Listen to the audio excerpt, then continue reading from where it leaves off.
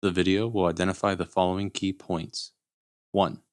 Install the ring nut and torque to specification. 2. Dry the seal and pump housing surfaces before tightening ring nut. 3. Measure the height of the ring nut to confirm that it is tightened correctly. 4. Lubricate O-ring with gasoline prior to insertion. 5. Install O-ring and white spacer correctly. 6. Verify installation of O-ring on new pump assembly. 7. Insert the fuel pump into housing and verify fitment. 8. Inspect the internal wiring harness for damage. 9.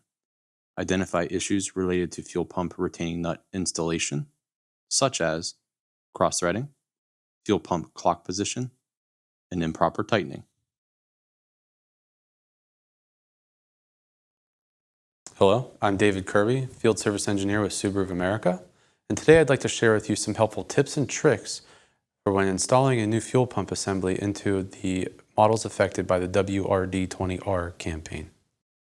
I want to stress the importance of reviewing all of the supplemental information found in the beginning of the campaign bulletin. This information will assist you in completing repairs correctly the first time. To begin with the supplemental information, referencing page 3 of the campaign, you will see a part identification table. When installing the recall parts onto the vehicle, please ensure that the correct part number is being used. This can be accomplished by cross-referencing the identification card or part number found on the recall kit with the campaign bulletin. Prior to disassembling the vehicle for this repair, the fuel level must be checked. The fuel level in these vehicles must be below 2/3 full. Failure to reduce the fuel level in the fuel tank below 2/3 could result in fuel spillage inside of the vehicle or onto the shop floor. To accomplish this, please follow the recommended procedure in the campaign service bulletin and the information to follow for the Select Monitor 4 usage. Begin by selecting Engine,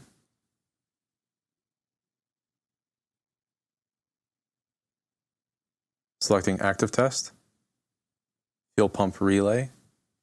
This will control the fuel pump relay on and off operation.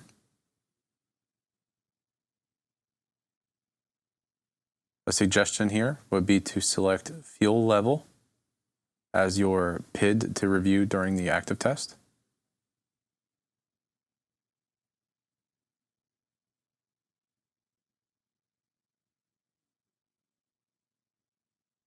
Select OK, and click Start.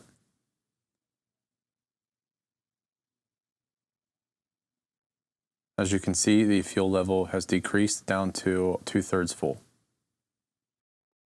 Prior to removing the fuel pump assembly from the fuel tank, please remove the fuel filler cap to release any accumulated vapor pressure as a first step. When removing the rear seat cushion on all models except the Ascent, if the plastic retaining clips in the floor come out with the seat, they become a one-time use item and must be replaced during reassembly. When installing the seat cushion, always confirm the seat belt buckles are returned to the proper positions. When removing the fuel pump access cover, there is a foam seal between the cover and the vehicle body. Use caution when removing the cover to not damage the foam seal. If found to be or if it becomes damaged, the seal must be replaced. The campaign bulletin provides the part numbers for each model found on page 6. After removing the rear seat cushion assembly and the fuel pump access cover, use a length of small hose sliced lengthwise, vinyl door edge guard, or electrical tape to cover the edge of the access opening in the floor panel. This will protect any removed fuel lines and your hands from cuts or abrasions resulting from sharp edges. A note of caution, on Ascent models, there is a jet pump fuel tube attached to the lower portion of the fuel pump assembly. Before the pump assembly can be completely removed from the vehicle, this line must be disconnected. To do so, release the retaining clip with a small flat blade screwdriver and remove the line, but secure the line with electrical tape or mechanic's wire to keep it from falling into the tank once it is removed. If it is not secured, there is the potential for the fuel line to fall into the tank and have to be fished out prior to reinstalling the pump assembly. After the fuel pump assembly is removed, always install the applicable fuel tank cap or cover the fuel tank opening with shop cloths or a fender cover. This will keep fuel odors from accumulating inside the vehicle cabin. During repairs, the 2-wire fuel pump wiring harness must be inspected for damage or any evidence of overheating. This wiring harness is indicated as a one-time use part in the service manual, but for the recall is being reused. Should there be any damage or evidence of overheating, the wiring harness must be replaced.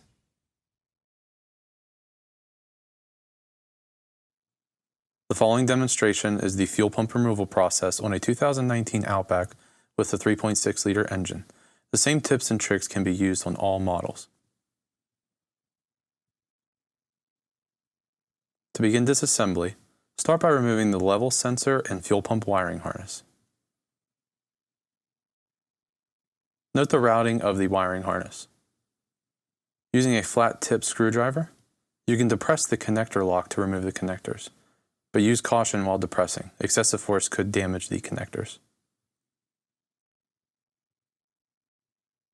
Remove the wiring harness from the retaining clips found in the assembly.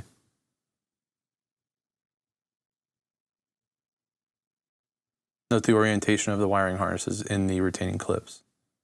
Next, the fuel level sensor will need to be removed by using a plastic trim tool and releasing the retainer. Press upward on the level sensor to remove it from the fuel chamber. Place the level sensor aside. Depress the assembly to remove the one-time use C-clip.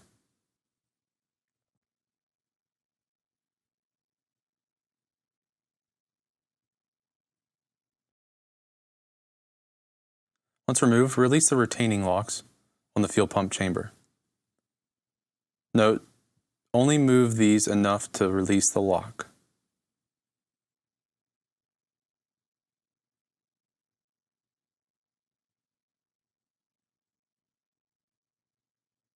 Next, release the fuel tube lock to slide the fuel tube off of the fuel chamber.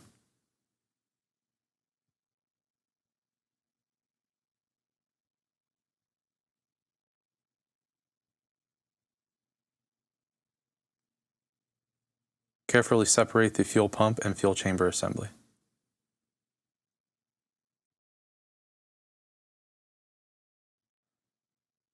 Remove the spring.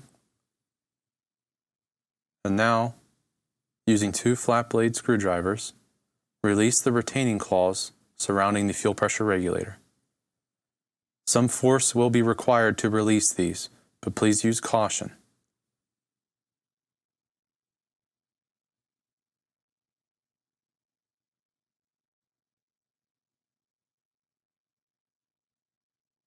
Once both claws are released, move on to the next one. Using slight force to release the claws, each will pop once they have been released.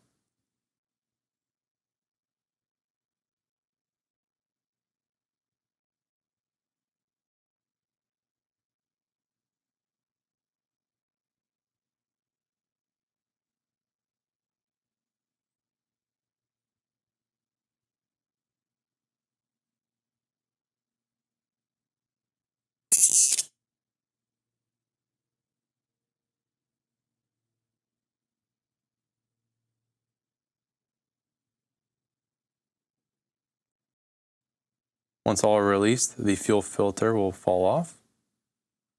And then using a flat tip screwdriver wrapped in electrical tape, insert the screwdriver into the fuel pump orifice, and with slight pressure, push to remove the fuel pump. Slide the fuel pump out of the fuel pump bore, and remove the white spacer from the fuel pump.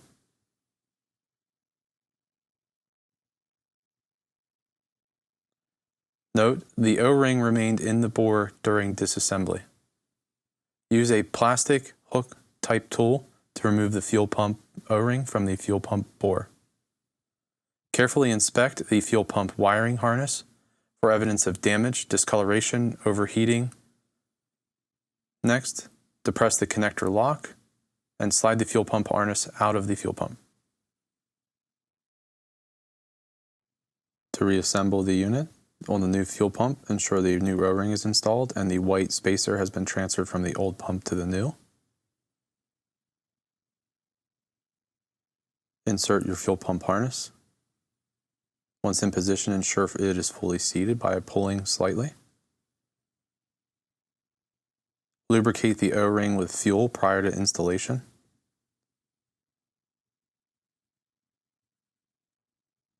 Insert the fuel pump harness into the fuel pump bore and then the fuel pump.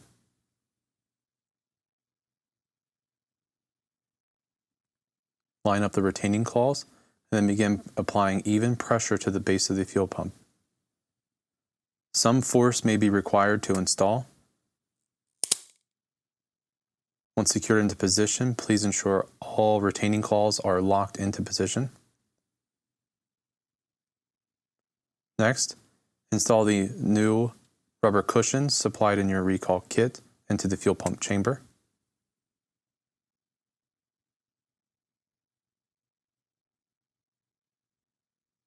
Next, insert the spring back onto the rod. Insert the assembly back into the fuel chamber.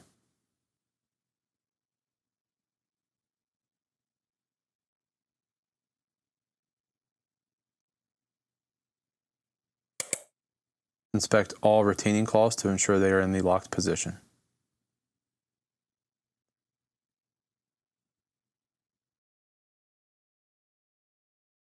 Once lined up, depress the assembly down to compress the spring, and using the new C-clip supplied in your kit, install it into position.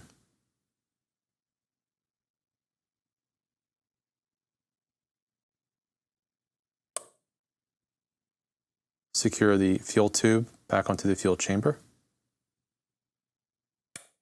Ensure that it is in place. Secure the tube into the bracket.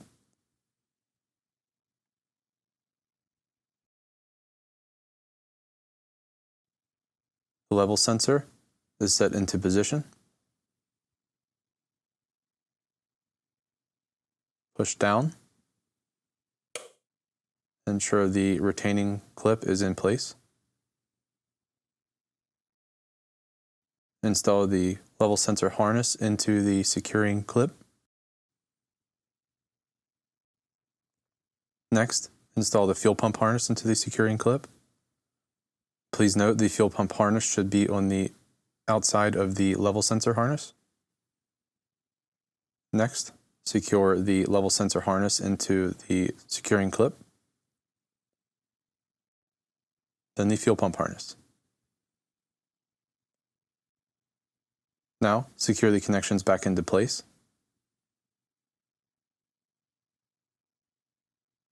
And verify both connections are fully seated by pulling slightly on each connector. For all models, please ensure the fuel tank has been wiped free of fuel residue, dirt, debris, or any contamination. Insert the fuel pump assembly into the fuel tank. Again, please clean all mating surfaces for the sealing rings.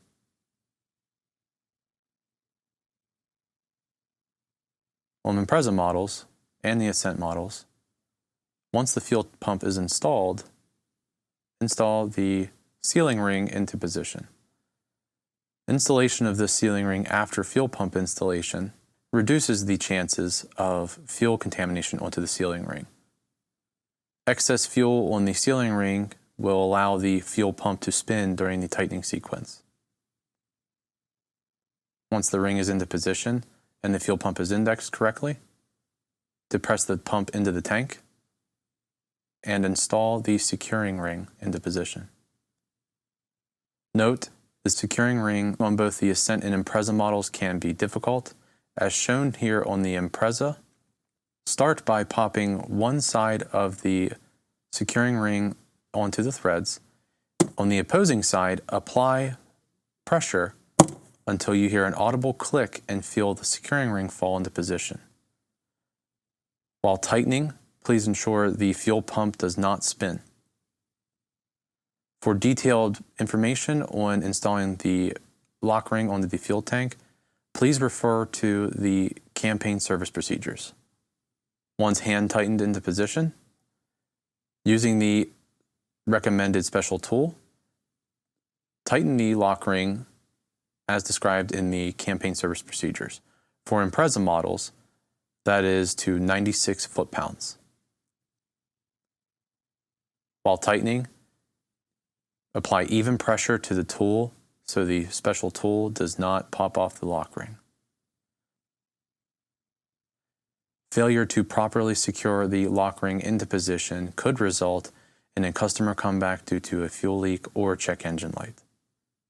Please follow all recommended procedures. For Ascent models, installation of the lock ring is similar to the Impreza. However, you will be using index marks on the securing ring and the fuel tank. Once lined up as directed in the campaign service procedures, begin tightening the lock ring into position.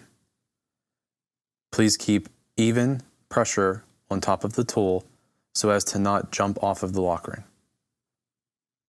Please be sure the fuel pump does not move while tightening, and the index marks are lined up in the proper position. After installing the ring nut onto the fuel tank for Impreza and Ascent models, height measurement checks must be made as a final check to confirm the ring nut is not cross-threaded. The best tool for doing this measurement is a digital caliper. On Ascent models, measure from the top edge of the ring nut teeth to the top surface of the tank.